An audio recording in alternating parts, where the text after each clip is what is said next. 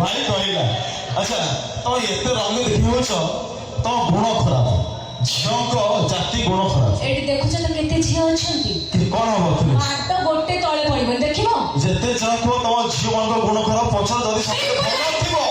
ତିନିଟା ତାଳି ନେଇ ଆସିବ ଏଉଠୁ ନଣ୍ଡାଇକି ଭୁବନେଶ୍ୱର ଏଇ ଗୋଟେ କଥା ତିନିଟା ତାଳି ଦେଖ ମୋର ଭାଉଜ ମାନେ ସବୁ ବସିଛନ୍ତି ବହୁ ମାତ୍ରାରେ ମୋ ଲେଡିଜ ମାନେ ଗର୍ଲସ ମାନେ ଅଛନ୍ତି ସବୁ ଶୀତ ହଉଛି ଶୀତ ବିଲକୁଲ ନାହିଁ ସେ ଜ୍ୟାକେଟ ଗୋଟେ ଖୋଲି ଦିଅ ଭାଇ ଗୋଟେ ଜ୍ୟାକେଟ ଖୋଲ ସେ କହିଲେ ତ କହିବି ଯଦି ଝିଅ ମାନଙ୍କ ଗୁଣ ଭଲ ମୋର ଯେତିକି ଲେଡିଜ ମାନେ ଏ ସାଇଡ୍ ରେ ଅଛନ୍ତି ଏ ସାଇଡ୍ ବି ଅଛନ୍ତି ଗୋଟେ ଗୋପାଳ ଦେଖ ଏତିକି କଣ କେତିକି ତମେ ତିନିଟା କହିଲ ଏବେ ବାଜିଲାଣି 50ଟା ହଉ ସରି ଟୋଟାଲ ଆଜ୍ଞା ମା ମାନେ ମାଉସୀ ମାନେ ଏଟା ବେକାରେ ମିଛ କଥା এই গোটে গোটে ঝিও তালি মারুଛନ୍ତି সমাজ সমাজে ধোকা কি ঝিও এই দেখো ওই 17 টাকা মন তো ভুনা মনে করছো তা মাছলি তালি হই যাও সুর ভাই পুরা হা হা গাই শুনো ভাই সেই পুরা কবি কইলে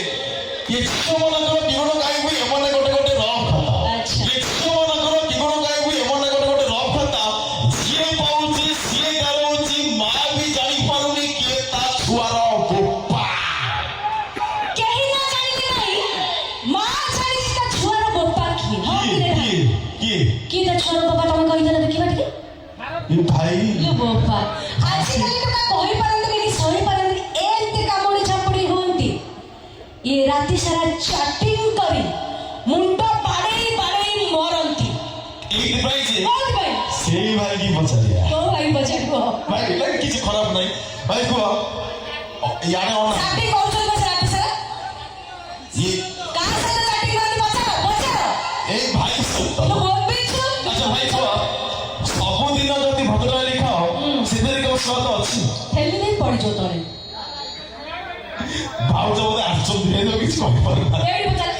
ଏଇଠି କରି ଏଇଠି ପଚାର ଏଇଠି ହେଇ ଦେଖ ପଚାର କୁହ ଭାଇ ଯଦି ସବୁଦିନ ଭଦ୍ରକାଳୀ ଖାଇବା ସେଥିରେ କେଉଁ ସ୍ୱାଦ ଅଛି ଆରେ